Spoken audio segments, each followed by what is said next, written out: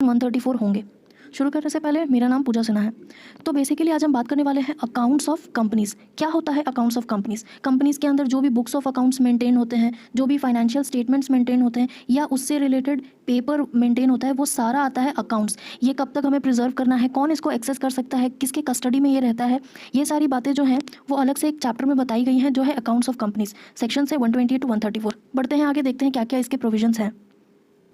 Section 128 subsection 1, इसके अंदर क्या बताया गया है कि बुक्स ऑफ अकाउंट्स और उससे रिलेटेड जो भी बुक्स हैं, पेपर्स हैं या जो फाइनेंशियल स्टेटमेंट्स हैं किसी कंपनी के, उनको कहाँ रखने का रिक्वायरमेंट है। That should be kept at registered office of the company. और ये रजिस्टर्ड ऑफिस में कब तक रखना है, ये कौन डिसाइड करता है? बोर्ड ऑफ डायरेक्टर्स डिसाइड करते हैं। और कब उसको रखा जाता है? With in 7 days. जब ये फाइनेंशियल स्टेटमेंट्स फाइनलाइज हो जाते हैं, जब सारा कुछ हो जाता है, तो with in a period of 7 days ये सारी चीज़ें, बुक्स ऑफ अकाउंट्स हो गए, बुक्स हो गए, पेपर्स हो गए, फाइनेंशियल स्टेटमेंट और भी जो डॉक्यूमेंट्स हैं वो सारे प्रिजर्व कर दिए जाएंगे। कहाँ पर? रजिस्टर्ड ऑफिस में। अब फिजिकल स्टोरेज बंद हो गया है, XBRL वगैरह का कॉन्सेप्ट आ गया है, तो उसमें ही उसी तरीके से हम सेव करके रखते हैं, उसको प्रोटेक्ट करके रखते हैं। बट ये है कि 128 सबसेक्शन 1 में ये बताया गया है कि आपको बुक्स ऑफ अकाउंट्स रखना है रजिस्टर्ड ऑफिस में, और ये सारे जो भी हैं उनको रखना ही है। तो आगे देखते हैं। अब हमें जो देखना है वो देखना है कि रिकॉर्ड में हमें क्या क्या रखना है। तो जो भी आइटम स्पेसिफाई किए गए हैं 213 में, आपको वो देखना है। जो भी रिसिप्ट्स हैं, एक्सपेंसेस हैं, सेल या परचेस जो भी हुए हैं, उसकी जो एंट्री है वो रखना है। एंट्री आपको कैसे करना है? अक्रूवल बेसिस पे करना है एंड इंश्योर करना है कि डबल एंट्री सिस्टम फॉलो किया गया है। एंड उसके बाद आपको क्या देखना है? True and fair view financial statements के डिपिक्ट हो रहे हैं। आगे देखते हैं। अभी हमने देखा कि रिकॉर्ड्स मेंटेन करने हैं अंडर सेक्शन 213। तो 213 में क्या है? किसी भी कंपनी का किसी एक पर्टिकुलर फाइनेंशियल ईयर में क्या मनी रिसीव्ड है, क्या एक्सपेंडिचर हुआ है, वो सारा आपको रिकॉर्ड करना है। सेल परचेज जो है वो रिकॉर्ड करना है। किसके रेस्पेक्ट में? गुड्स एंड सर्विसेज के रेस्पेक्ट में। किसका सेल परचेज? किसी कंपनी का। उसके बाद उस कंपनी के क्या एसेट्स, क्या लाइबिलिटीज है, वो कंप्लीट डिस्क्लोजर आपको मेंटेन करना है। And cost items under section 48 of specified class of company या कंपनीज, आपको 213 के अंदर यही बताया गया है। आगे देखते हैं।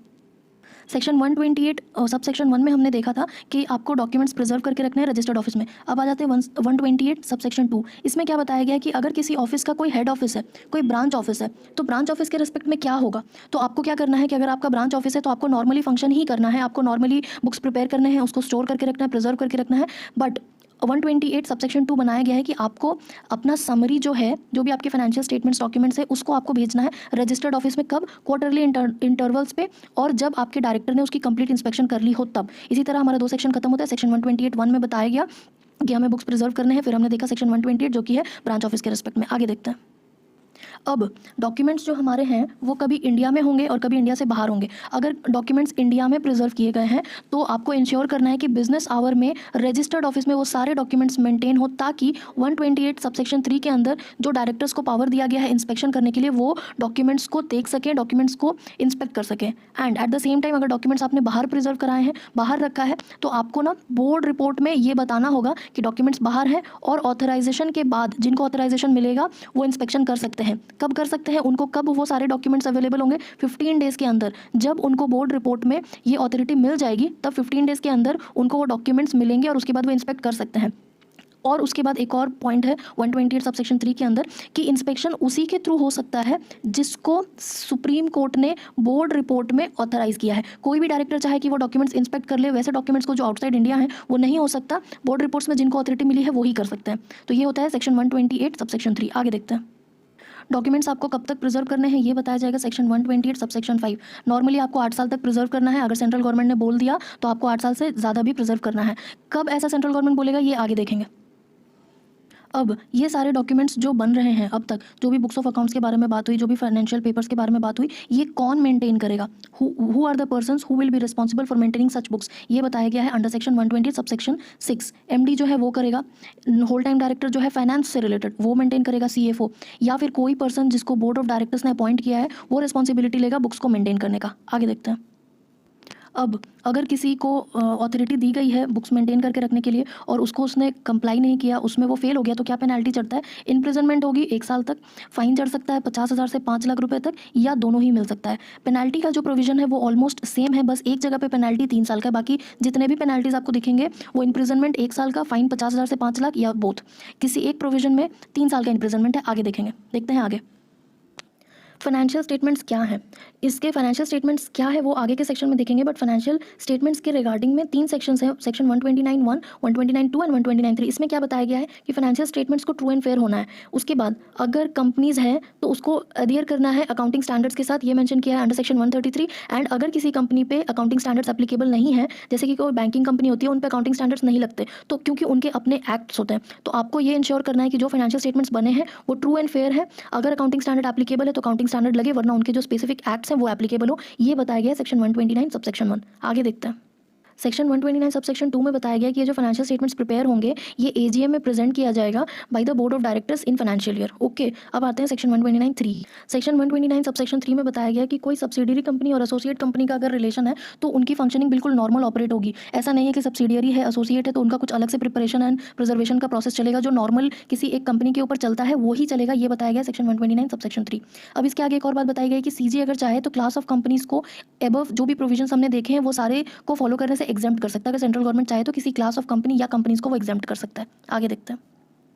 अब हमें ये देखना है कि फाइनेंशियल स्टेटमेंट्स एक्चुअली में अब तक जो भी हमने पढ़ा है वो होते क्या है। Audited balance sheet financial statement है, प्रॉफिट एंड लॉस अकाउंट आपका फाइनेंशियल स्टेटमेंट्स है, income expenditure account, cash flow statements, अगर चेंज इन इक्विटी हुई है तो उससे रिलेटेड जो स्टेटमेंट है, एक्सप्लेनेशन, इनके अगेंस्ट जो भी एक्सप्लेनेशन इशू हुई है वो financial statement prepared as per schedule 3। ये सारी चीज़ें मिलकर बनती है फाइनेंशियल स्टेटमेंट। ये कहाँ बताया गया? Section 2 subsection 40। आगे देखते हैं। ट्रू एंड फेयर व्यू क्या होता है? अकाउंटिंग स्टैंडर्ड से अगर कोई अडहियर होकर के कोई भी अपना फाइनेंशियल स्टेटमेंट्स बनाए तो that is true and fair. अगर अकाउंटिंग स्टैंडर्ड एप्लीकेबल नहीं है, जैसे कि बैंकिंग, इंश्योरेंस कंपनीज के ऊपर अकाउंटिंग स्टैंडर्ड नहीं लगता है उनके, क्योंकि स्पेसिफिक एक्ट्स हैं, उस एक्ट को फॉलो करके अगर उन्होंने फाइनेंशियल स्टेटमेंट बनाया तो that will be consider true and fair. आगे देखते हैं। अगर फिर भी आप कोई ऑर्गेनाइजेशन है उसने अकाउंटिंग स्टैंडर्ड नहीं लगाया, स्पेसिफिक एक्ट एप्लीकेबल नहीं है, तो फिर 129(5) में वो डिस्क्लोज करेगा वैसे ऑर्गेनाइजेशन कि उसने अकाउंटिंग स्टैंडर्ड से क्यों अपना फाइनेंशियल स्टेटमेंट्स डेविएट किया है, या जो एक्ट एप्लीकेबल है उससे क्यों डेविएट होकर उसने फाइनेंशियल स्टेटमेंट्स प्रिपेयर किए हैं, रीजंस देगा और उसकी वजह से क्या इफेक्ट पड़ा है फाइनेंशियल स्टेटमेंट पे वो भी वो डिस्क्लोज करेगा। आगे देखते हैं। एग्जेम्पशन के बारे में बात की गई है सेक्शन 129 सबसेक्शन 6 में कि सेंट्रल गवर्नमेंट चाहे तो बाई नोटिफिकेशन किसी भी कंपनी को एग्जेम्प्ट कर सकता है ये सारे प्रोसीजर को फॉलो करने से। आगे देखते हैं। सेक्शन 129 सबसेक्शन 7 में बताया गया कि कौन कौन से रिस्पॉन्सिबल पर्सन है जो मेंटेन करेंगे फाइनेंशियल स्टेटमेंट। एमडी मेंटेन करेगा, whole time director finance, CFO, person authorised. और इनके एब्सेंस में ये जो एबव मेंशन पर्सनल्स हैं उनके एब्सेंस में डायरेक्टर्स देखेंगे फाइनेंशियल स्टेटमेंट का प्रिपरेशन। आगे देखते हैं। पेनल्टी जैसे कि आपको पहले बताया, इम्प्रिजनमेंट है 1 साल का, और उससे अलग 50,000 रुपये का फाइन है, 5 लाख रुपये तक एक्सटेंड हो सकता है, या फिर दोनों। क्यों लगेगा पेनल्टी? अगर उसने 129 का प्रिपरेशन सही से नहीं किया, जो भी की मैनेजरियल पर्सन है अगर वो रूल्स को अडहियर नहीं करते हैं तो उसके लिए उनको इम्प्रिजनमेंट हो सकती है, फाइन लग सकता है, या बोथ। आगे देखते हैं। खत्म होता है इसी तरीके से हमारा जो अबव सेक्शन है 120 129 खत्म होता है। अब आते हैं सेक्शन 130 सबसेक्शन 1। अब क्या होता है, आपने कंपनी के फाइनेंशियल स्टेटमेंट्स के प्रिजर्वेशन के बारे में पढ़ लिया, फाइनेंशियल स्टेटमेंट क्या होता है वो पढ़ लिया। अब जब आपने इसको आरओसी में रजिस्टर्ड ऑफिस में प्रिजर्व कर लिया है तो ऐसा होगा क्या कि वो डॉक्यूमेंट्स कभी खुल नहीं सकते अपार्ट फ्रॉम इंस्पेक्शन पर्पज से अलग? क्या वो डॉक्यूमेंट्स खुल सकते हैं? हाँ, सेक्शन 130 सबसेक्शन 1 में मेंशन किया गया है कि अगर फ्रॉड्यूलेंट हुआ है तो वो डॉक्यूमेंट्स दोबारा से खुल सकता है, या रेगुलेटरी अथॉरिटीज़ ने बोला है कि कंपनी के जो अफेयर थे वो मिसमैनेज थे, तो ऐसे सिचुएशन में आपके डॉक्यूमेंट्स दोबारा से खुल सकते हैं। प्रोसेस क्या है आगे देखेंगे। कैसे ये प्रोसेस स्टार्ट होगा? सबसे पहले रेगुलेटरी अथॉरिटी जो है, जो कि सेंट्रल गवर्नमेंट हो सकती है, इनकम टैक्स अथॉरिटीज़ हो सकती है, सेबी हो सकती है, इनको एप्लीकेशन डालना होगा ट्रिब्यूनल के पास कि हमें इस फाइनेंशियल ईयर की जो भी डॉक्यूमेंट्स थे वो देखने हैं। तो रीओपनिंग ट्रिब्यूनल अगर ऑर्डर देगा तो हो जाएगा। आगे देखते हैं।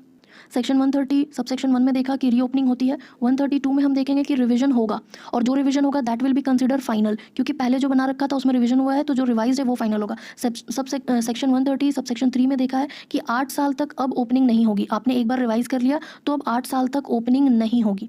उसके बाद अगर चाहे तो फिर से सेम प्रोसेस में अडहियर करेंगे एंड उसके बाद रीओपनिंग हो जाएगी। आगे देखते हैं। 128 देख लिया, 129 देख लिया, 130 देख लिया। 131, क्या फ्रॉड्यूलेंट होने के बाद ही रीओपनिंग हो सकता है, रिवीजन हो सकता है? नहीं। अगर डायरेक्टर्स का बिलीव है कि 129 नहीं सही से फॉलो किया गया, फाइनेंशियल स्टेटमेंट सही से प्रिपेयर नहीं हुए हैं, एंड 134 में फाइनेंशियल स्टेटमेंट्स की रिपोर्ट है, अगर रिपोर्ट सही से नहीं दी गई है तो भी आप रीओपनिंग और रिवीजन कर सकते हैं। कब कर सकते हैं? After the approval of tribunal. Tribunal जो है अप्रूवल तो देगा ही देगा, प्लस रेगुलेटरी अथॉरिटीज़ को इन्फॉर्म करेगा कि पर्टिकुलर पीरियड के लिए किसी एक कंपनी ने रीओपनिंग और रिवीजन किया है। आगे देखते हैं। जब आपका रीओपनिंग हो गया वॉलंटरीली, तो आपने जो चेंजेस किए हैं वो आपको आरओसी को इन्फॉर्म करना है, और क्या इन्फॉर्म करना? अबाउट द करेक्शंस या जो भी ऑल्टरेशन आपने किए हैं वो आपको इन्फॉर्म करना है, एंड फिर से सारे प्रोसेस जो अभी ऊपर बोले गए हैं वो सारे रिपीट होंगे। आगे देखते हैं।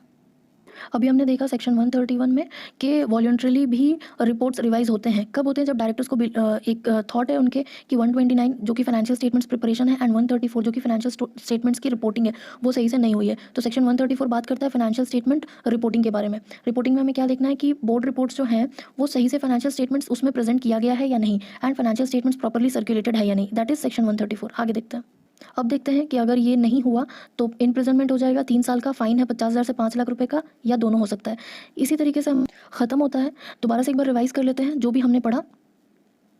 हमने देखा अकाउंट्स में सेक्शन 128 जो कि बोलता है कि बुक्स ऑफ अकाउंट्स आपको प्रिजर्व करने हैं, रिकॉर्ड्स कौन प्रिजर्व करेगा ये देखा। और उसके बाद फिर हमने देखा कि 128(2) जो है ब्रांच ऑफिस से रिलेटेड है। फिर हमने देखा इंस्पेक्शन ऑफ डायरेक्टर्स भी इंस्पेक्शन कर सकते हैं, उसके लिए उन्होंने एक अलग से सेक्शन दिया हुआ है। उसके बाद पीरियड ऑफ प्रिजर्विंग दिया है, पीरियड ऑफ प्रिजर्विंग कब तक हम प्रिजर्व करके रख सकते हैं डॉक्यूमेंट्स को। उसके बाद उन्होंने बताया कि अगर ये सारी चीज़ें कंप्लाई नहीं करेंगे तो क्या पेनल्टी है, और ये जो भी डॉक्यूमेंट्स है उसको कौन मेंटेन करेगा ये बताया। सेक्शन 129 में हमने देखा सेक्शन 129 में हमने ये देखा है कि फाइनेंशियल स्टेटमेंट्स क्या होते हैं, और उसके बाद फिर उनको कौन बनाता है, उनको कौन प्रिजर्व करता है, अगर पेनल्टी लगती है नॉन कंप्लायंस के लिए तो क्या है। एंड 129(6) में हमने देखा कि बाय नोटिफिकेशन सेंट्रल गवर्नमेंट ये बता सकता है कि कंपनीज एग्जेम्प्ट है। उसके बाद हमने देखा 130 में देखा कि डॉक्यूमेंट्स जो है सो वो रीओपन भी होते हैं इन केस ऑफ फ्रॉडुलेंट या फिर अफेयर्स मिसमैनेज्ड है कंपनी के, तो रीओपनिंग का प्रोसेस देखा। उसके बाद हमने देखा कि उसके रिमेनिंग प्रोविजंस जो हैं वो क्या है। उसके बाद हम आ गए सेक्शन 131 में जो कि है वॉलंटरीली रीओपन करने का प्रोसीजर। उसके बाद सेक्शन आ गया 134 जिसमें हमने बताया कि फाइनेंशियल स्टेटमेंट रिपोर्ट भी होता है, उसको आपको रिपोर्टिंग अगर सही से नहीं की गई है तब जाके वॉलंटरीली ओपन कर सकते हैं। एंड उसके बाद अगर आपने रिपोर्ट सही से नहीं बनाई है तो उसके क्या पेनल्टी है। इसी तरीके से हमारा ये टॉपिक खत्म होता है। अगर आपको किसी भी सेक्शन में कहीं पे भी डाउट है तो प्लीज़ कमेंट सेक्शन में पूछें। तब तक पढ़ाई करते रहें। Bye bye.